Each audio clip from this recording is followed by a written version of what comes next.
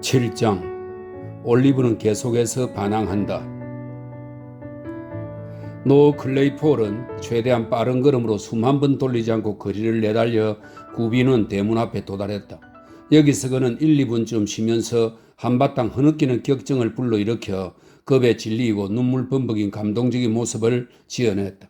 그리고는 쪽문을 크게 두드렸다. 문을 열어준 늙은 극빈자에게 비친 그의 얼굴이 얼마나 가엾었던지 인생에서 제일 좋은 때에도 가엾은 얼굴들만 보며 지낸 그 사람조차 깜짝 놀라서 뒷걸음을 치고 말았다. 아니, 이 애가 왜 그러는 게야? 늙은 극빈자가 말했다. 범벌나리, 범벌나리. 노어는 진짜처럼 꾸민 정신없는 태도로 외쳤다. 어조가 얼마나 크고 흥분에 찼는지 마침 근처에 있던 범벌씨의 귀에 그 소리가 들렸을 뿐만 아니라 아주 깜짝 놀라게 해서 그는 삼각무도 안 쓴 채 마당으로 달려나왔다. 이는 매우 기이하고 주목할 만한 상황이었으니 바로 교구 하급 관리 나리조차 갑작스럽고 강력한 충격을 받으면 순간적으로 침착함을 잃고 위험을 망각하는 지경에 떨어질 수 있음을 보여주는 것이었다. 아, 범벌 나리님, 노우는 말했다. 올리브가 말이에요. 나리, 올리브가요. 뭐야, 뭐?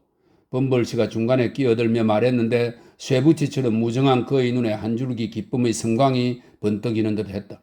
달아난 건 아니겠지. 녀석이 달아난 건 아니겠지. 그렇지, 너? 아닙니다, 나리. 아니에요. 달아난 게 아니라요. 나리 아주 사악해졌답니다. 노우가 대답했다. 그 애가 저를 죽이려고 했어요, 나리. 그리고는 샬럿을 죽이려고 했고 그 다음엔 주인 아주머니까지 죽이려고 했어요. 아이고, 얼마나 끔찍하고 고통스러운지 몰라요. 정말이지 지옥 같은 고통이었어요, 나리. 여기서 노우는 뱀장어처럼 광범위하고 다양한 형태로 온몸을 비틀며 꼬았다. 그럼으로써 올리브의 피비린내 나는 난폭한 공격으로 자신이 내장에 극심한 부상과 상해를 입었으며 그로 인해 바로 그 순간에도 더없이 격심한 통증으로 괴로워하고 있음을 범벌씨에게 이해시켰다. 자신이 전달한 소식을 듣고 범벌씨가 너무나 놀라서 완전히 마비된 것을 본 노어는 그 효과를 한층 더 배가하기 위해 이전보다 10배나 더 큰 소리로 자신이 당한 끔찍한 부상과 상처를 아파하며 울부짖었다. 또한 흰 조끼를 입은 신사가 마당을 지나는 것을 보고는 더욱 비극적으로 통곡을 해대었는데 적절하게도 그는 이 신사의 주의를 끌어 분노를 일으키면 매우 유리할 것이라고 판단했기 때문이다. 이 신사의 주의를 끄는 일은 아주 신속하게 달성되었다. 그 신사는 세 걸음도 채 걷지 않아 환한 얼굴로 돌아서더니 저 똥강아지가 왜 이렇게 울부짖느냐고 물었다. 그러면서 왜 저놈에게 몽둥이 찜질 같은 걸 베풀지 않는 거냐고 범벌씨에게 물었는데 그럴 경우 그가 똥강아지 울음이라고 일컬은 노의 연속적인 울부짖음은 자발적인 행위와 정반대의 것이 될 참이었다. 자선 학교에 다니는 불쌍한 아이랍니다, 나리. 범벌씨가 대답했다. 꼬마 트위스트한테 살해당할 뻔했다고. 아니, 살해당한 거나 다름없는 지경까지 갔다고 합니다요, 나리. 그게 정말이야? 흰 조끼 신사는 즉시 걸음을 멈추며 큰 소리로 외쳤다. 네, 그럴 줄 알았어. 이상하게도 처음부터 그 뻔뻔하고 짐승 같은 꼬마놈이 교수형을 당할 거란 예감이 들었다니까? 그놈이 하녀까지 살해하려고 했답니다요, 나리. 범벌씨가 창백한 잿빛 얼굴로 말했다. 주인 아주머니도요. 클레이폴 씨가 끼어들었다. 그리고 주인 어른까지도 죽이려 했겠지, 너? 범벌씨가 덧붙였다. 아니요, 주인님은 나가고 안 계세요. 그렇지 않았으면 주인님도 죽이려고 했을 거예요. 노우가 대답했다. 그러고 싶다고 그랬거든요. 오, 그래. 그러고 싶다고 했다 이 말이지. 그렇지, 얘야? 흰조끼 신사가 물었다. 네, 나리. 노우가 대답했다. 그래서 말입니다, 나리. 주인 아주머니께서 범벌씨께 여쭤보라고 하셨습니다. 잠깐 시간을 내서 저희에게 달려와 그놈에게 매질을 해 주실 수 없느냐고요? 주인 어른이 안 계시니까 말이에요. 물론이지, 얘야. 물론이고 말고. 흰조끼 신사는 다정하게 미소를 지으며 말했다. 그리고 머리를 쓰다듬어 주었는데 노우의 머리는 그의 머리보다 7cm에서 8cm나 높았다. 넌 착한 아이구나. 아주 착한 아이. 자, 1페니 받으렴. 이보게 범벌. 당장 지팡이를 들고 사우베린의 집으로 달려가서 최상의 조치를 취하게 놈을 사정없이 혼내주게, 범벌. 네, 그러겠습니다, 나리. 교구 관리는 대답하며 교구의 매질 업무에 사용할 목적으로 지팡이 끝부분에 꼬아서 감아놓은 밀랍먹인 실밥을 가지런히 조정했다. 사우베리한테도 놈을 사정없이 혼내주라고 이러게. 온몸이 시퍼렇게 멍들도록 매질하지 않고는 놈에게 아무 효과도 없을 걸세. 흰조끼 신사가 말했다. 명심하겠습니다, 나리. 교구 관리는 말했다. 이때쯤에서 범벌씨는 삼광무와 지팡이를 만족스럽게 준비해 갖추었고 그리하여 범벌과 노 클레이폴은 장의사의 가게를 향해 전속력으로 달려갔다. 그곳은 상황이 전혀 나아지지 않은 상태였다. 사우베리는 아직 돌아오지 않았고 올리브는 조금도 지친 기색이 없이 창고 문짝에 거센 발길질을 계속 해대고 있었다. 사우베리 부인과 샬럿의 설명으로 전해들은 올리브의 흉포한 행위는 너무나 놀라운 것이어서 범벌씨는 창고 문을 열기 전에 먼저 말로 다스려보는 편이 현명하겠다는 판단을 내렸다. 이런 마음으로 그는 문을 밖에서 한번 걷어참으로써 운을 뗀 다음 열쇠 구멍에 입을 대고는 인상적인 굵은 목소리로 말했다. 올리버, 이봐요, 날 내보내줘요. 올리버가 안에서 대답했다. 이게 누구 목소리인지 아느냐, 올리버? 범벌씨가 말했다. 네, 알아요. 올리버가 대답했다. 이놈, 이 목소리가 두렵지 않느냐, 이놈? 내가 말하는 동안 무서워 벌벌 떨리지 않느냐? 범벌씨가 말했다. 아니요. 올리버가 대담하게 대꾸했다. 범벌씨가 유도하고자 했던 늘 들어오던 대답과 너무나 다른 올리버의 대꾸에 범벌씨는 적지 않은 충격을 받았다. 그는 열쇠 구멍에서 뒤로 물러나더니 몸을 완전히 펴서 곧게 세웠다. 그리고 경악한 얼굴로 말문이 막힌 채 3명의 구경꾼을 차례로 돌아보았다. 아이고, 저것 보세요, 범벌씨. 저놈이 미친 게 틀림없군요. 사우베리 부인이 말했다. 정신이 반이라도 있는 애라면 당신한테 감히 저렇게 말하지 못할 거예요. 미쳐서 그런 게 아닙니다, 부인. 범벌씨가 잠시 깊은 명상에 잠겼다가 대답했다. 고기 때문입니다. 뭐라고요? 사우베리 부인이 큰 소리로 물었다. 고기 때문이요, 부인, 고기. 범벌씨가 근엄하게 강조하며 대답했다. 당신이 애를 너무 잘 먹인 거요, 부인. 저 애로 하여금 분수에 맞지 않는 부적절한 힘과 기운을 갖게 만든 것이요. 사우베리 부인, 경험 많은 현실 철학자들이신 이사회 위원님들도 분명 그리 말씀하실 거요. 극빈자들한테 힘과 기운이 무슨 소용이겠소. 이 자들은 그저 몸뚱이만 살아있게 해주는 걸로 충분하오. 부인이 애한테 죽만 먹였다면 이런 일은 결코 일어나지 않았을 거요. 세상에 이런. 사우베리 부인은 부엌 천장을 경건하게 올려다보며 외치듯 말했다. 이게 다 너그럽게 잘 대해주어서 생긴 일이라니. 사우베리 부인이 올리브에게 베풀었다는 너그러운 대접이란 곧 아무도 먹지 않을 온갖 더러운 음식물 찌꺼기들을 아낌없이 던져준 것뿐이었다. 따라서 부인이 범벌씨의 엄중한 비난을 자발적으로 인정하고 받아들인 것은 엄청난 자기 희생과 온순함의 발로라 하지 않을 수 없다. 물론 부인이 억울하지 않도록 사실을 말하자면 그녀는 생각으로나 말로나 행동으로나 그런 비난을 받을 만한 짓을 조금도 한 적이 없었다. 에헴. 부인이 시선을 다시 아래로 향했을 때 범벌씨가 말했다. 내가 파악하기에 지금 우리가 할 수 있는 유일한 일은 저놈을 하루 정도 창고에 이대로 가둬놓고 굶겨 힘이 좀 빠지면 꺼내주는 것이요. 그러곤 도제기간 내내 놈에게 죽만 먹이는 것이요. 저놈은 출신이 고약한 놈이요. 게다가 쉽게 흥분하는 성질을 지녔다오. 사우베리 부인, 간호사와 의사가 모두 말하길 저놈의 엄만 웬만한 여자라면 이미 몇 주 전에 죽었을 극심한 고통과 어려움을 다 견뎌내고 이곳까지 왔다고 했소. 범벌씨의 연설이 이 대목에 이르렀을 때 부족하나마 웬만큼 말을 알아들은 올리버는 엄마에 대해 무언가 새로운 언급을 하고 있다는 사실을 알고는 다른 소리가 전혀 들리지 않을 정도로 아주 격렬하게 다시 발길질을 하기 시작했다. 바로 이 시점에 사우베리가 돌아왔다. 여인네들은 사우베리의 분노를 일으키기 가장 적합하다고 여기지는 방식으로 올리브의 죄악을 한껏 과장하여 설명했고 사우베리는 즉각 석탄재 창고 문을 열고 반항하는 도저히 목덜미를 잡아 밖으로 끌어냈다. 올리브의 옷은 그전에 이미 두드려 맞으면서 찢어진 상태였고 얼굴은 타박상과 긁힌 자국투성이었으며 머리카락은 이마 위로 헝클어져 있었다. 그렇지만 얼굴에는 격분하여 상기된 표정이 그대로 남아있었으며 창고에서 끌려 나왔을 때도 노을을 대담하고 매섭게 쏘아보면서 전혀 기가 죽지 않은 모습이었다. 자, 이놈, 얼마나 못된 녀석인지 어디 한번 보자, 응? 사우베리는 올리버를 잡아 흔들고 뺨을 한 대 후려치며 말했다. 제가 우리 엄마를 욕했단 말이에요. 올리버가 대답했다. 아니, 이 배은망덕한 악당놈아, 그런들 그게 뭐 어때서? 사우베리 부인이 말했다. 너희 엄만 그런 욕, 아니 그보다 더 심한 욕을 들어도 싼 여자였어. 아니에요. 올리버가 말했다. 아니 이게 뭐가 아냐? 사우벨의 부인이 말했다. 거짓말 말아요. 올리버가 말했다.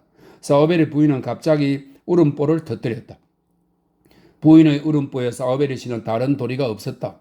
만약 여기서 올리버를 아주 가혹하게 벌하는데 한순간이라도 망설였다가는 모든 경험 많은 독자들이 확실히 알고 있듯이 그는 부부싸움의 확립된 선례에 따라 짐승 같은 존재, 인륜을 저버린 남편, 남을 무시하는 인간, 사람의 탈을 쓴 하등 동물 등등 이 장의 제한된 지면에 열거할 수 없을 만큼 무수히 많은 유쾌한 명칭으로 일컬어지고 말았을 것이다.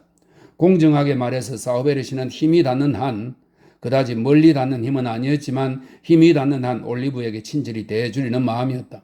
아마 그러는 것이 자신에게 이익이 되기 때문이었거나 아니면 마누라가 올리브를 싫어하기 때문이었을 것이다. 하지만 마누라가 울음보를 터뜨리자 다른 방도가 없었다. 그래서 즉시 올리브를 한바탕 흠심 두들겨 팼으니 사우벨이 부인조차 만족했고 나아가 범벌씨가 뒤를 이어 교구용 지팡이를 휘두를 필요가 없을 정도였다. 그런 뒤 올리브는 빵 한 조각과 함께 펌프가 있는 뒤쪽 부엌에 온종일 갇혀 있었다. 밤이 되자 사우벨의 부인이 문 밖에서 돌아가신 그의 어머니에 대해 결코 기분 좋지는 않은 여러 가지 말을 한참 떠들어댄 뒤 문을 열고 안을 들여다보았다. 그리고 노우와 샬럿이 조롱하고 손가락질하는 가운데 올리브는 âm울한 그의 잠자리로 올라가 자라고 명령했다. 어두운 장의사 가게의 정적과 고요 속에 혼자 남겨진 뒤에야 비로소 올리브는 그날 받은 학대가 어린아이에 불과한 그에게 자아냈을 감정을 더 이상 억누르지 못하고 눈물을 쏟아내며 쓰러졌다. 그때까지 올리브는 저들의 비아냥거림을 경멸에 찬 표정으로 꾹 참고 들었으며 매질 또한 비명소리 하나 내지 않고 견뎌냈다. 그건 바로 충실한 자존심이 가슴속을 가득 채우고 있기 때문이었다. 산채로 불에 태워 죽인다 해도 마지막 순간까지 비명을 지르지 않게 해주었을 그런 자존심이었다. 하지만 이제 그를 보거나 엿들을 사람이 아무도 없자 올리브는 바닥에 털썩 무릎을 꿇고 앉아 두 손으로 얼굴을 가린 채 눈물을 펑펑 쏟았다. 그처럼 어린아이가 어떤 이유로든 그토록 눈물을 흘린 적은 이제껏 거의 없으리라. 신이시여, 우리의 본성이 부끄럽지 않도록 그런 아이가 또다시 없게 하옵소서. 오랫동안 올리브는 꼼짝하지 않고 그 자세 그대로 있었다. 초꼬지에 꽂힌 초가 낮게 타들어갔을 때 그는 마침내 자리에서 일어났다. 조심스레 주위를 살펴보고 주의 깊게 귀를 기울이던 그는 살며시 문고리를 당겨 풀었다. 그리고 문 밖을 둘러보았다. 춥고 어두운 밤이었다. 아이의 눈에는 별들이 어느 때보다도 지상에서 더 멀리 떨어진 듯 했다. 바람은 전혀 불지 않았다. 땅 위에 들이온 우울한 나무 그림자가 너무도 고요해 죽음과 같이 음산해 보였다. 올리브는 가만히 문을 다시 닫았다. 꺼져가는 촛불에 의지해 얼마 안 되는 옷가지 몇 벌을 손수건에 싸서 묶은 그는 나무 의자에 앉아 아침이 오길 기다렸다.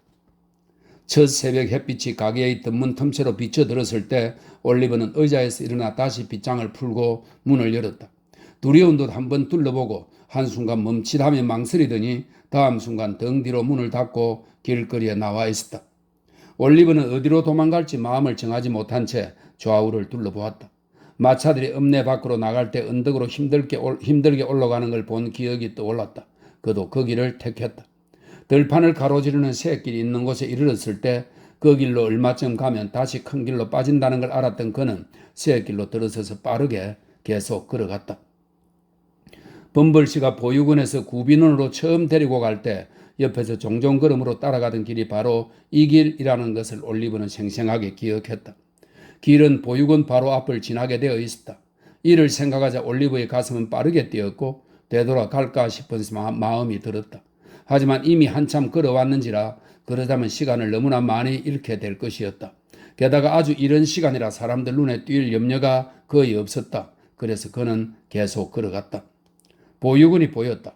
아직 이른 시간이라 돌아다니는 아이는 아무도 없었다. 올리브는 걸음을 멈추고 정문을 들여다보았다. 아이 하나가 자그마한 화단 한편에서 풀을 뽑고 있었다. 올리브가 걸음을 멈추었을 때 창백한 얼굴을 들고 바라본 그 아이는 올리브의 옛 친구들 중 하나였다. 올리브는 떠나기 전에 이 친구를 만나게 되어 기뻤다. 자기보다 좀 어렸지만 놀이 친구이자 단짝이었던 것이다. 둘은 수없이 자주 함께 얻어맞고 함께 굶고 함께 갇히곤 했다. 쉿! 아이가 대문으로 달려와 올리브를 향해 쇠 막대살 사이로 여인 팔을 내밀었을 때 올리브가 말했다. 누구 일어난 사람 없니? 나 말고 아무도 없어. 아이가 대답했다. 날 보았다고 아무한테도 말하면 안 돼, 딕. 올리브는 말했다. 난 지금 도망가는 중이야. 사람들이 하도 때리고 괴롭혀서 그래. 딕, 어디 먼 데로 가서 살 길을 찾아볼 생각이야. 그게 어딘지는 모르겠지만 말이야. 너 얼굴이 정말 창백하구나.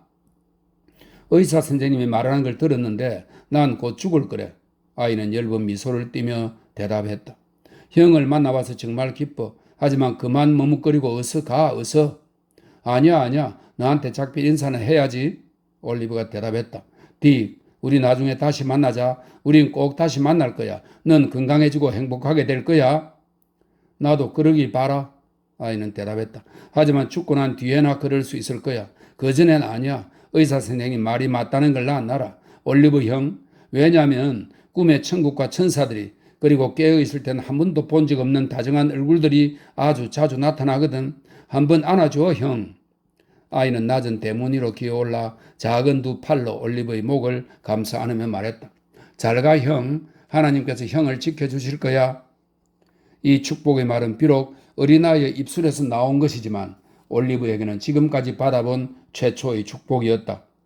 그 후 온갖 고통과 시련, 공경과 변화를 겪으면서 그는 단 한 번도 이것을 잊은 적이 없었다. 8장. 올리브는 런던을 향해 걸어간다. 그리고 도중에 이상한 어린 신사를 만난다. 올리브는 새길이 끝나는 곳에 이르렀고 울타리를 넘어 다시 큰 길로 나왔다. 이제 아침 8시였다. 읍내에서 거의 8km 이상 떨어졌지만 누군가 뒤를 쫓아와 잡아갈까 하는 두려움 때문에 정오까지 다름질에 가다가 생 울타리에 숨었다가 하기를 반복했다. 그런 다음 이정표 옆에 앉아 쉬면서 어디로 가서 살 길을 찾는 게 좋을지를 처음으로 생각하기 시작했다. 그가 앉아있는 옆의 이정표에는 큰 글씨로 그곳에서 런던까지 딱 112km라고 쓰여 있었다. 런던이라는 이름은 아이의 마음에 일련의 새로운 생각들을 불러일으켰다. 런던, 그 엄청나게 넓은 곳. 누구도, 심지어 범벌씨조차도 거기선 결코 그를 찾아내지 못할 것이다. 올리브는 자주 듣던 구비는 노인들의 말을 떠올렸는데 그것은 용감한 젊은이라면 런던에서 굶주리지 않고 살아갈 수 있으며 그 넓디 넓은 도시에는 시골에서 자란 사람들은 생각지도 못하는 생계수단이 수없이 많다는 것이었다. 누군가 도와주지 않으면 길거리에서 굶어 죽어야 하는 집 없는 고아에게 그곳은 안성맞춤인 장소였다. 이런 생각들이 머리를 스치고 지나가자 올리브는 벌떡 일어나 다시 걷기 시작했다. 자신과 런던 사이의 거리를 꼬박 6km쯤 좁히고 났을 때 올리브는 비로소 목적지에 이르기까지 얼마나 많은 어려움을 헤쳐나가야 하는지에 생각이 미쳤다. 이 문제가 마음을 사로잡자 그는 걸음을 약간 늦추면서 런던에 도달할 방도를 숙고하기 시작했다. 보따리에는 딱딱한 빵 한 조각과 거친 천으로 된 셔츠 한 벌, 긴 양말 2켤레가 있었다. 호주머니에는 1페니가 있었다. 어느 날인가 맡은 일을 평소보다 잘 해냈다고 장례식이 끝난 뒤 사우베리가 선물로 준 돈이었다. 올리브는 생각했다. 깨끗한 셔츠는 아주 유용해. 기운 양말 2켤레도 그렇고 1페니도 그렇지. 하지만 겨울철에 106km를 걸어가는 데는 모두 큰 도움이 되지 못하는 것들이야. 그러나 대부분의 다른 사람들과 마찬가지로 올리브의 생각 역시 자신이 처한 어려움을 지적하는 데는 더할 나위 없이 즉각적이고 신속하게 움직였지만 그 어려움을 극복할 적절한 현실적 방안을 제시하는 일에서는 완전히 속수무책이었다. 그리하여 올리브는 아무런 뾰족한 수도 내지 못한 채 오랫동안 생각만 거듭하고 난 뒤 결국 조그만 보따리를 다른 쪽 어깨로 옮겨 메고는 터벅터벅 걸어갔다. 올리브는 그날 32km 정도를 걸었다. 그동안 딱딱한 마른 빵 조각과 길가 오두막집에서 구글에 마신 물 몇 모금 빼고는 아무것도 먹지 못했다. 밤이 되자 풀밭에 들어가 근초 더미 밑으로 깊숙이 기어들었다. 아침이 될 때까지 거기에 누워있을 작정이었다. 처음에는 무서웠다. 텅 빈 들판 위로 바람이 어물한 신음소리를 내며 불었기 때문이다. 그는 춥고 배고팠으며 어느 때보다도 외로움이 더 사무쳤다. 하지만 걷느라고 너무나 지친 나머지 곧 깊은 잠에 빠져 모든 근심을 다 잊어버렸다. 다음 날 아침 잠에서 깼을 때는 춥고 몸이 뻣뻣하게 굳어 있었다. 배가 너무나 고파서 첫 번째로 지나는 마을에서 가지고 있던 페니를 작은 빵 한 덩이와 바꾸어야 했다. 20km 정도밖에 걷지 않았는데 다시 밤이 닥쳤다. 두 발이 온통 까지고 다리는 힘이 빠져 후들후들 꺾일 지경이었다. 싸늘하고 축축한 방 공기 속에서 다시 하룻밤을 보냈고 그의 상태는 더욱 악화되었다. 아침에 길을 떠나려 했을 때는 거의 기어가기도 힘들 정도였다. 올리브는 가파른 언덕 밑에서 역마차가 오기를 기다렸다. 마차가 오자 바깥에 탄 승객들에게 구걸을 했다. 하지만 주의를 기울이는 사람이 거의 없었다. 그나마 주의를 기울이는 한두 사람조차도 올리브에게 마차가 언덕 꼭대기에 도달할 때까지 기다렸다가 힘껏 뒤를 쫓아 달려오면 0.5 페니를 주겠다고 했다. 불쌍한 올리브는 얼마 동안 마차 뒤를 쫓아 안간힘을 쓰며 달려보았지만 지치고 발이 아파 도저히 따라잡을 수 없었다. 이것을 본 승객들은 0.5 페니 동전을 주머니에 다시 집어넣으며 아무것도 받을 자격이 없는 게으른 놈팡이 녀석이라고 그를 비난했다. 마차는 덜컹거리며 멀어져 갔고 그 뒤로 먼지만 구름처럼 피어올랐다. 어떤 마을에서는 페인트 칠을 한 커다란 판자를 붙여놓고 그 지역 내에서 구걸을 하는 자는 모두 감옥에 집어넣겠다고 경고했다. 올리브는 엄청난 공포에 사로잡혀 가능한 한 빠른 걸음으로 마을을 벗어난 뒤에야 마음을 놓았다. 몇몇 다른 마을에서는 여관 마당에 서서 지나가는 모든 사람들을 애처로운 얼굴로 쳐다보곤 했는데 대개는 여관 안주인이 근처에 으슬렁거리던 우편 배달부 소년에게 저 낯선 아이가 무언가를 훔치러 온 것이 틀림없으니 쫓아버리라고 명령하는 것으로 끝나고 말았다. 농가에서 구걸하면 열에 9번 개를 풀어 물게 하겠다고 위협했고 가게에 코라도 들이밀면 가게 주인이 교구 관리를 부르겠다는 말로 혼비백산하게 만들었으니 그는 몇 시간이고 먹은 것 하나 없이 그저 혼비백산만 하기를 밥 먹듯이 했다. 사실 마음씨 좋은 통행세 진수원과 인정 많은 노파가 없었다면 올리브의 고난은 그의 어머니의 고난이 끝난 것과 아주 똑같은 방식으로 짧게 단축되었을 것이다. 다시 말해서 그는 의심할 여지 없이 국도 위에서 쓰러져 죽고 말았을 것이다. 하지만 통행세 징수원이 빵과 치즈로 한 끼 식사를 대접했고 난파를 당해 이 세상 어딘가 먼 곳에서 맨발로 방랑하는 손자를 둔 노파가 불쌍한 고아인 올리브를 가엾이 여기 얼마 안 되지만 가지고 있는 모든 걸 털어 나누어 주었다. 게다가 노파는 그 이상의 것을 베풀어 주었으니 바로 한없이 친절하고 다정한 말과 깊은 동정과 연민의 눈물로 그를 위로해 주었던 바 그것은 그때까지 겪은 모든 고통보다 더 깊이 올리브의 영혼에 새겨졌다. 고향을 떠난 지 7일째 되던 날 아침 일찍 올리브는 쩔뚝거리며 바네엇이라는 읍으로 천천히 걸어 들어갔다. 집들이 아직 덧창을 긋지 않았고 길거리는 텅 비어 있었다. 일어나서 하루 일과를 시작한 사람은 아직 아무도 없었다. 태양의 아름다운 광채를 한껏 뿌리며 떠올랐다. 하지만 피가 흐르는 두 발에 온통 먼지를 뒤집어선 채 어느 차디찬 형광 계단에 앉아있는 아이에게 햇빛은 오직 외롭고 처량한 그의 처지만을 비춰줄 뿐이었다.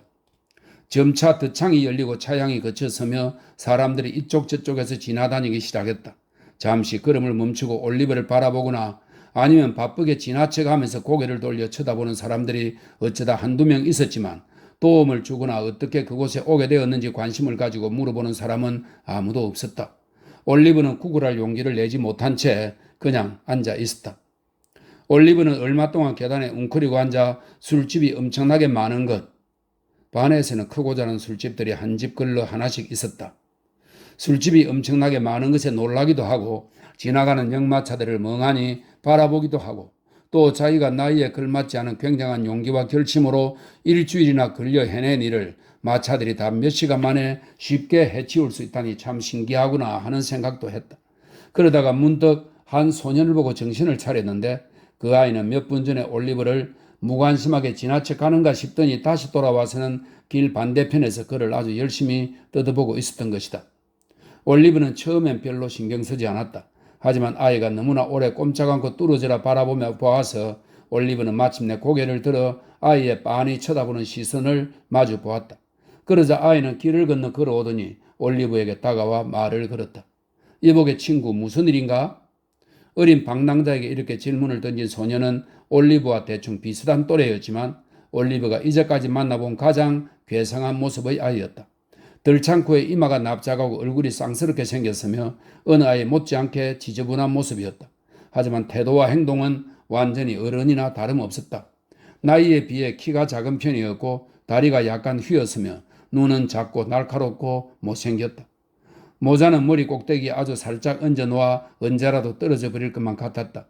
실제로 모자 주인이 이따금씩 머리를 획 움직여 모자를 제자리에 돌려놓는 교묘한 기술을 터득하지 않았더라면 영락없이 계속 굴러 떨어지고 말았을 것이다.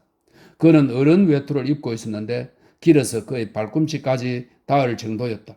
소매자락을 발꿈치까지 접어올려 옷소매 밖으로 양손이 나오게 했는데 그렇게 한 궁극적인 목적은 양손을 코르덴 바지 주머니에 찔러 넣은 데 있는 것이 분명해 보였다. 왜냐하면 두 손을 정말로 바지에 찔러 넣고 있었기 때문이다. 전체적으로 보아 그는 가죽 부츠를 신은 키가 겨우 1m 35cm 될까 말까한 어린 신사 가운데 가장 어스대고 뽐내는 아이였다. 이복의 친구, 무슨 일인가?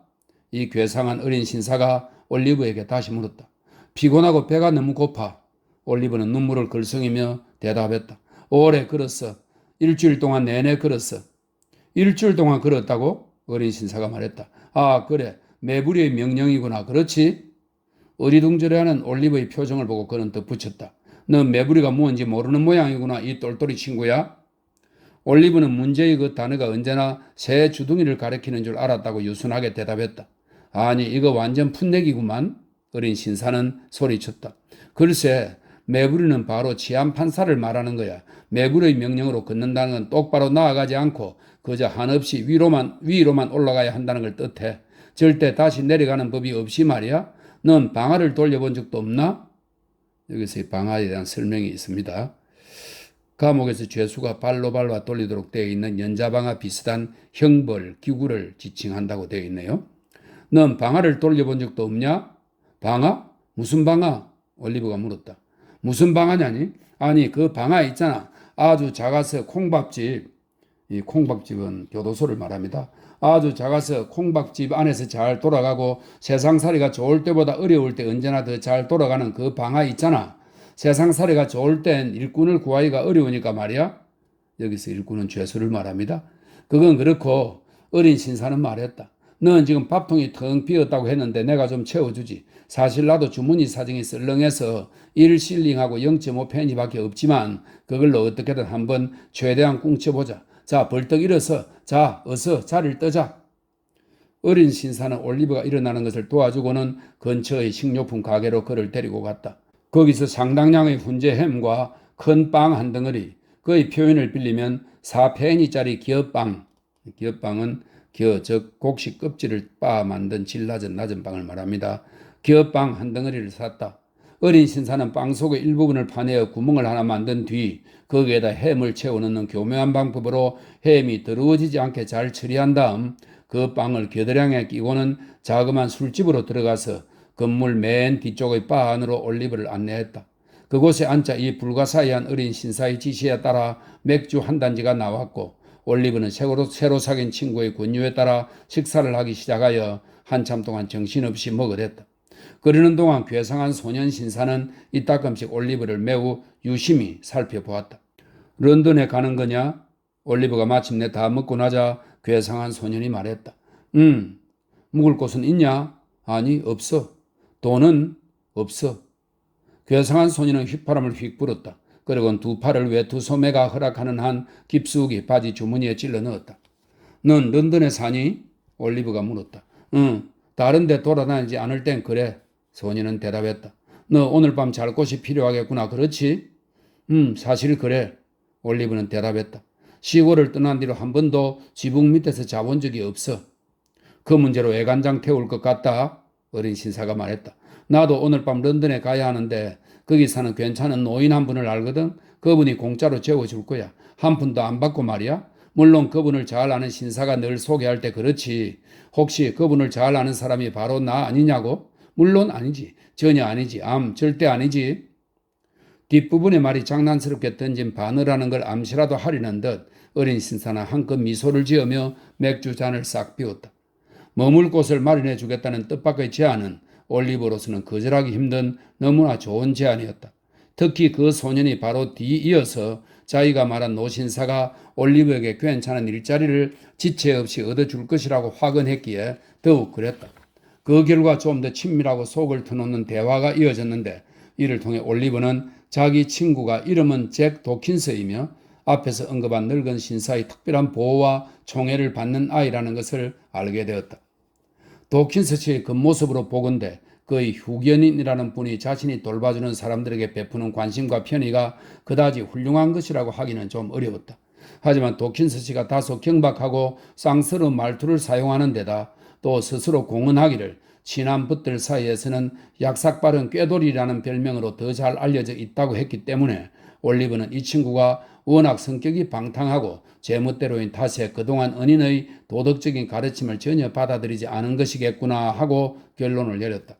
이런 생각에서 그는 속으로 몰래 결심하기를 가능한 한 빨리 그 노신 사람분에게 좋은 평가를 받은 다음 이 꾀돌이가 구제불능으로 판단되면, 아마 그럴 것이 거의 확실해 보였는데 그렇게 판단되면 그와의 교부는 더 이상 사절해 버리리라 생각했다. 잭 도킨스가 어두워지기 전에 런던에 들어가는 걸 반대했으므로 두 사람은 이즐링턴은 당시 런던에서 북쪽으로 약 2.5km 떨어진 지역의 이름입니다. 이즐링턴의 유료 도로에 도착했을 때는 거의 밤 11시가 되었다. 그들은 에인젤 여관을 지나, 에인젤 여관은 1603년에 지은 이즐링턴의 오래된 여관이랍니다. 에인젤 여관을 지나 세인트 존스로로 갔고 거기서 작은 거리를 따라 그 끝에 있는 세들러즈 웰즈 극장까지 간 다음 엑스머스 가와 코피스 로우를 지나서 구비는 옆의 좁은 골목으로 접어들었다. 그런 뒤 한때 호클리 인더 홀이라는 이름으로 불린 유서 깊은 구역을 지나 리틀 세프른 고개로 나아갔고 이어 그레이트 세프른 고개에 들었었다. 꾀돌이는 그곳을 빠른 걸음으로 내쳐 걸어가며 올리브에게 뒤를 바짝 따르게 했다. 설명이 있습니다. 세프른 고개는 당시 불결하고 범죄가 많은 곳으로 유명했다고 하네요. 올리브는 안내자를 놓치지 않고 따라가느라 거의 정신이 없었지만 지나가는 길 양쪽을 몇 번쯤 힐끗힐끗 둘러보지 않을 수 없었다. 이보다 더럽고 비참한 곳은 본 적이 없었다. 거리는 아주 좁고 진흙투성이였으며 공기는 악취로 가득했다. 조그만 가게들이 꽤 많았지만 취급하는 품목은 도처에 깔린 아이들밖에 없는 것처럼 보였다. 아이들은 밤늦은 시각인데도 문 안팎으로 꾸물꾸물 돌아다니거나 집 안에서 비명을 질러대고 있었다. 온통 가난에 찌든 그곳에서 유일하게 번창하는 곳은 술집들인 것 같았는데 거기서는 아일랜드의 최하층민들이 목이 터지라 악을 쓰며 다투고 있었다. 여기저기 큰 길에서 갈라져 나간 포장된 옆길과 골목 안짝으로 몇 채씩 다닥다닥 물이 지어 있는 집들이 보였고 거기에서는 술 취한 남녀들이 영락없는 오물더미 속에 뒹굴고 있었다. 몇몇 집의 문간에서는 인상이 험악한 건장한 사내들이 슬그머니 나타났다가 무언가 용무를 위해 사라졌는데 아무리 보아도 선량하고 좋은 의도를 지닌 것은 결코 아닌 듯했다. 올리버가 도망가는 게 좋지 않을까 하는 생각을 막 하던 참에 마침 두 사람은 고개 밑에 다다랐다. 그의 안내자는 올리버의 팔을 잡고 필드레인 근처의 어느 집 문을 밀고 들어갔다. 그러곤 올리버를 복도로 끌어당긴 뒤 문을 닫았다. 그래 뭐냐? 밑에서 누군가 꾀돌이의 휘파람에 답하며 소리쳤다. 말짱 깜쪽 끝. 꾀돌이가 대답했다. 이 말은 모든 게 괜찮다는 아무나 신호인 듯 했다. 곧 희미한 촛불이 복도 저쪽 끝벽면에 비치더니 난간이 부서져 나간 낡은 부엌 계단 입구에서 한 남자가 얼굴을 쑥 내밀었다. 두 놈이구나. 남자가 촛불을 멀리 내밀고 손으로 눈을 가리며 말했다. 쟤 누구냐? 새 친구예요. 잭 도킨스가 올리버를 앞으로 끌며 대답했다. 어디서 오네냐? 촌에서 온 풋내기예요. 페이긴 영감은 위층에 있나요? 그래, 손수건을 분류하고 있어. 올라가 봐. 촛불이 뒤로 물러나면서 남자의 얼굴은 사라졌다. 올리버는 한 손을 친구에게 꽉 붙잡힌 채 다른 손으로 앞을 더듬으며 깜깜한 부서진 계단을 아주 어렵사리 올라갔다. 반면에 그의 안내자는 능숙하고 재빠르게 올라갔는데 이는 그곳을 잘 안다는 증거였다. 그는 곧 어느 뒷방의 문을 열어젖히고 올리버를 끌고 들어갔다. 방은 벽과 천장이 때가 끼고 오래되어서 완전히 시커먼 색이었다.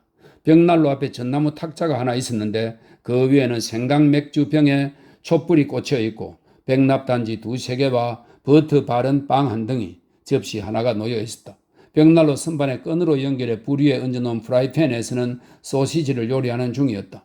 긴 구이용 포크를 손에 든 주름살 투성이 유태인 노인이 그것을 굽으며 서 있었는데 악당처럼 보이는 그의 혐오스러운 얼굴은 마치 뒤엉킨 텁스룩한 붉은 수염으로 가려져 있었다. 그는 목에 아무것도 두르지 않은 채 기름때가 묻은 플란넬 가운을 걸쳤으며 프라이팬 말고 굉장히 많은 비단 손수건이 걸린 빨래 그리에도 똑같이 주의를 기울이는 것처럼 보였다. 낡은 곡식 자루로 아무렇게나 만든 침대 몇 개가 바닥 한쪽에 나란히 놓여 있었다. 탁자 주위에는 꾀돌이 또래쯤 되어 보이는 사내 아이들 4~5명이 둘러앉아 기다란 사기 담뱃대를 뻐끔거리며 중년 남자들 같은 모습으로 독한 술을 마시고 있었다. 그들은 동료인 꾀돌이가 유태인 노인에게 뭐라고 속삭이는 주변으로 모두 몰려들더니 고개를 돌려 올리브를 쳐다보며 희죽희죽 웃었다. 유태인 역시 손에 포크를 든 채 그렇게 웃으댔다. 얘가 바로 그 애예요, 페이킨. 잭 도킨스가 말했다. 올리브 트위스트라고 해요. 유태인은 희죽 웃더니 허리를 깊이 숙여 올리브에게 절한 다음 손을 잡고는 그와 친해지는 영광을 누리기 바란다고 말했다. 그러자 담뱃대를 문 어린 신사들이 올리브 주변으로 모여들어 악수를 하며 거의 두 손을 흔들어댔는데 특히 작은 보따리를 든 손을 더욱 세차게 흔들었다. 그중 한 명은 올리브의 모자를 걸어주겠노라고 적극 나섰고 다른 한 명은 올리브가 매우 피곤할 테니 잠자리에 들 때 호주머니를 비우는 수고를 하지 않게 해주겠다며 올리브의 양 호주머니에 손을 쑤셔 넣는 친절을 베풀었다. 이런 정중한 대접은 호의를 베푸는 다정한 소년들의 머리와 어깨 위에 유태인 노인이 포크를 아낌없이 휘둘러대지 않았더라면 아마 훨씬 광범위하게 확대되었을 것이다. 널 만나서 정말 반갑구나 올리브. 정말. 유태인 노인이 말했다.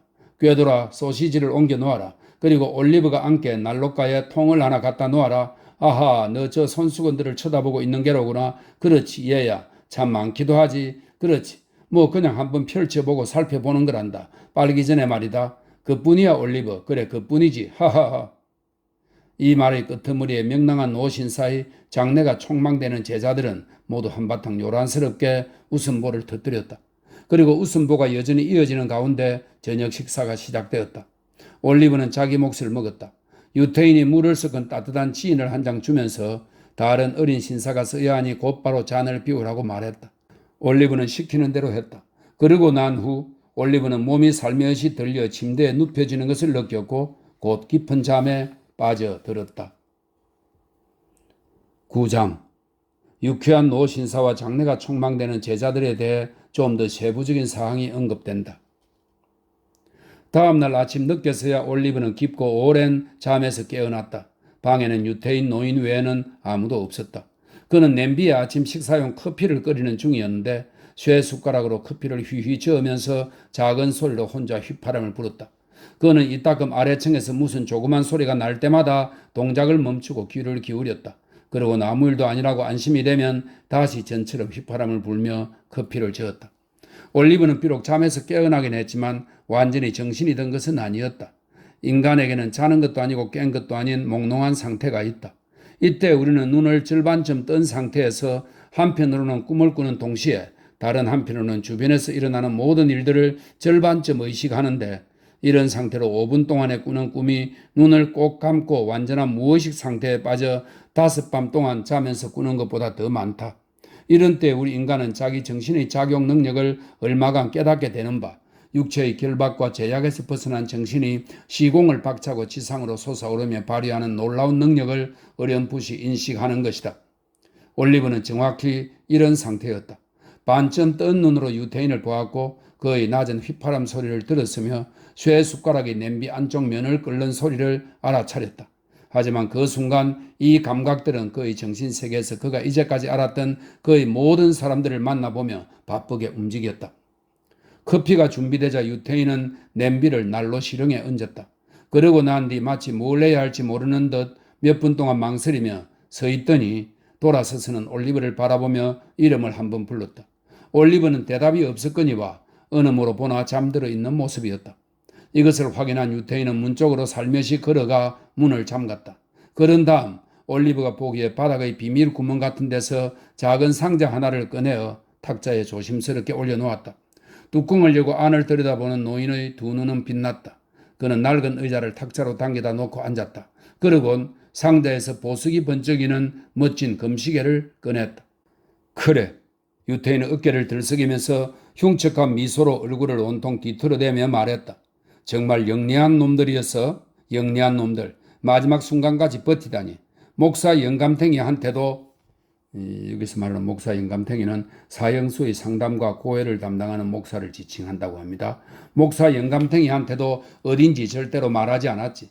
이 폐익인 영감을 결코 찔러 바치진 않았단 말이야. 하긴 무엇하러 그러겠어? 그런다고 교수대 밧줄이 느슨해지나? 발판이 1분이라도 더 늦게 떨어지나? 아니지. 아니고 말고 훌륭한 놈들 같으니라고. 훌륭한 놈들.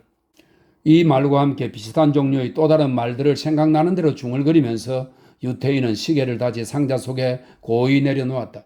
그는 상자에서 그런 시계를 적어도 6개쯤 더 꺼내서 똑같이 만족스러운 태도로 살펴보았다. 시계 말고 반지, 브로치, 팔찌와 다른 보석류들도 여러 개 꺼내보았는데 소재며 세공이 어찌나 훌륭하고 값비싼 것들이었는지 올리버는 그 이름조차 전혀 짐작할 수 없었다. 유태인은 이 장신구들을 집어넣은 뒤 새로운 것을 하나 다시 꺼냈다. 손바닥에 들어갈 정도로 아주 작은 장식물이었는데 표면에 무언가 미세한 글씨가 새겨진 듯 했다. 유태인은 그것을 탁자에 내려놓고 손으로 불빛의 반사를 가리며 오랫동안 열심히 들여다보았다. 한참을 그러더니 마침내 무언지 알아내기를 포기한 듯이 상자에 도로 집어넣고는 의자에 깊숙이 기대며 중얼거렸다. 사형이란 건 참으로 훌륭한 거야. 죽은 놈들이 죄를 뉘우치는 일은 결코 없거든. 죽은 놈들이 곤란한 이야기를 폭로하는 경우도 결코 없고 말이야. 그참 우리 장사에 아주 좋은 제도라니까. 5놈이 줄줄이 교수형을 당했으니 배반하거나 겁먹고 고자질할 놈이 하나도 남지 않았단 말이야. 이렇게 말하면서 유태인은 검은 눈동자를 반짝이며 멍하니 앞을 응시하다가 문득 올리브의 얼굴을 바라보았다. 아이의 시선은 말없는 호기심에 가득 찬 채 유태인의 얼굴에 꽂혀 있었다. 비록 시선이 마주친 것은 한순간, 정말 상상할 수 있는 짧은 한순간에 불과했지만 노인에겐 올리브가 자신을 관찰하고 있었다는 것을 깨닫기에 충분했다. 노인은 상자 뚜껑을 쾅 닫았다. 그리고는 탁자에 있던 빵칼을 집어들며 사납게 자리를 박차고 일어났다. 하지만 그는 심하게 몸을 떨었다. 공포에 사로잡힌 가운데서도 올리브는 노인의 손에 들린 칼이 허공에서 부들부들 뜨는 것을 볼 수 있었다. 뭐냐? 유태인이 말했다. 뭘 그렇게 지켜보는 거냐? 좀 더 자지 않고 왜 깬 거냐? 너가 본 게 뭐냐? 이놈 말해봐라. 어서 죽고 싶지 않으면 어서 말해라. 더 이상 잠이 안 왔어요. 올리브는 움츠러든 목소리로 말했다. 방해했다면 죄송해요. 너 1시간 전부터 깨어있었던 것 아니야? 유태인은 아이를 사납게 노려보며 말했다. 아니에요. 정말 아니에요. 올리브는 대답했다. 참말이냐? 유태인이 한층 더 사나운 표정을 짓고 협박하는 태도로 소리쳤다.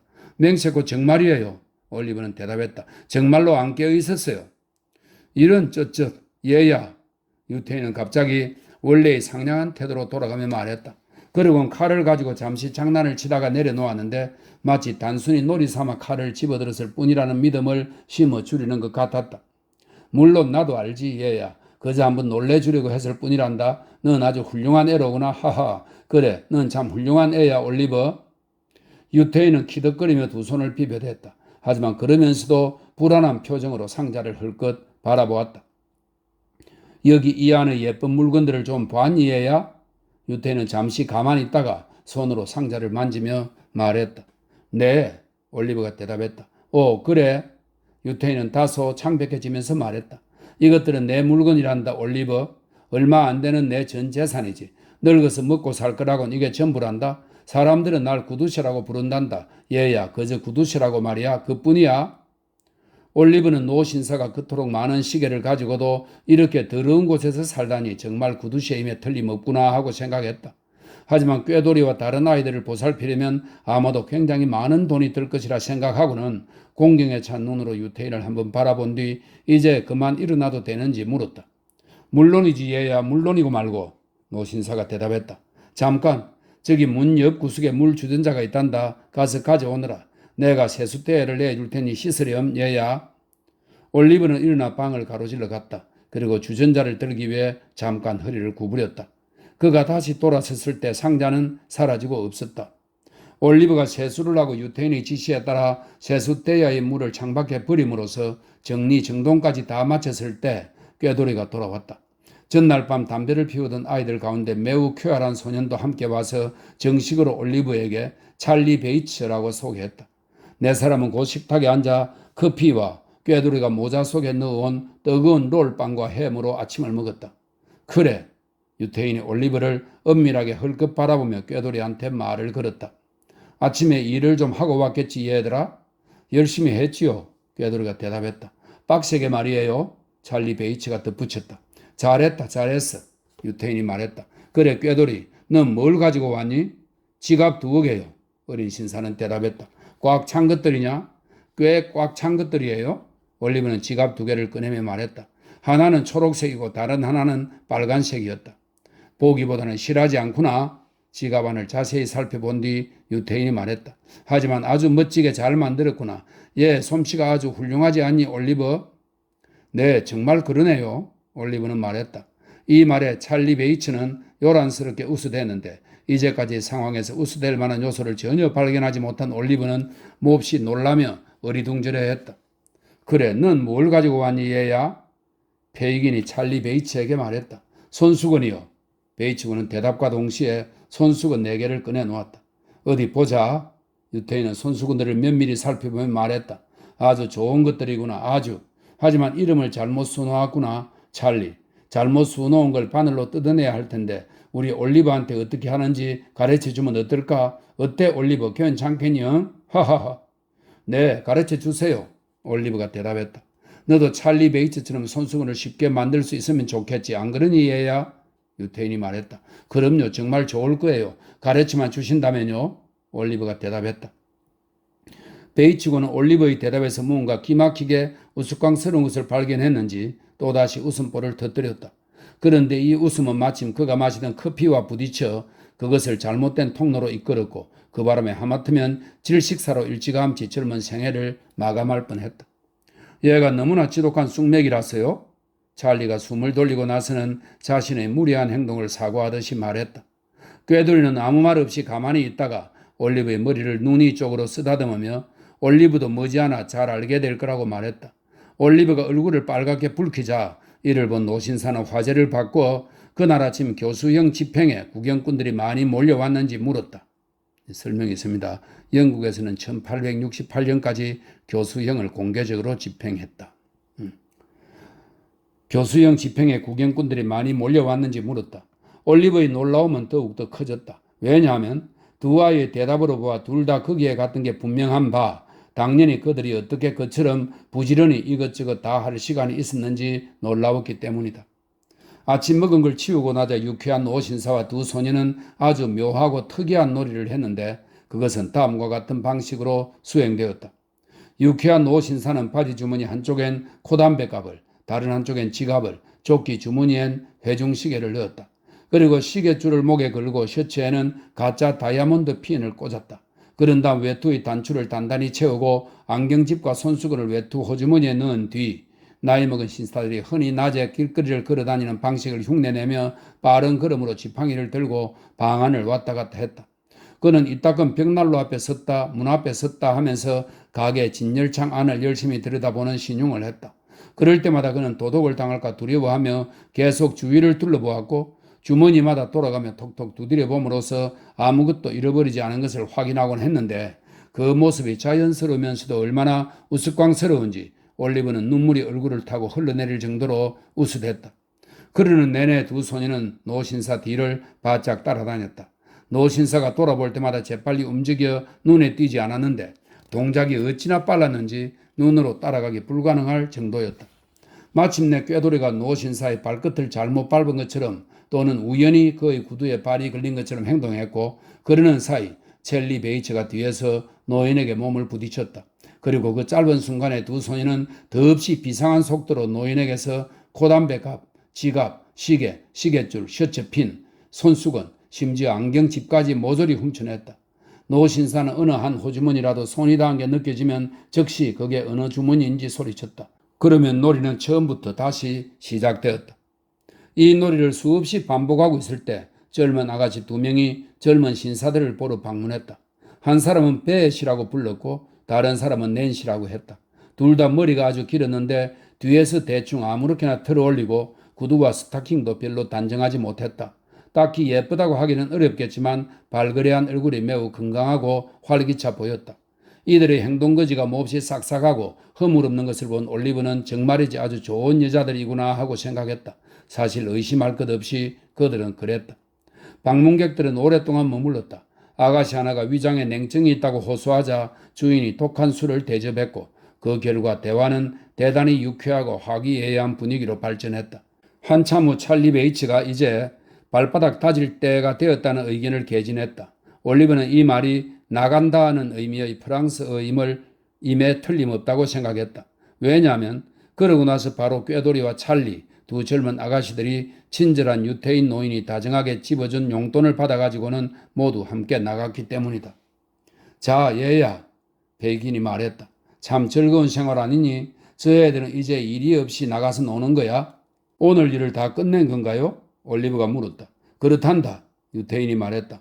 돌아다니다가 혹 뜻밖의 일거리를 만나지만 않는다면 말이다. 물론 그럴 경우 얘야, 쟤들은 정말이지 그냥 넘어가지 않는단다. 저 애들을 너희 모범으로 삼거라 얘야.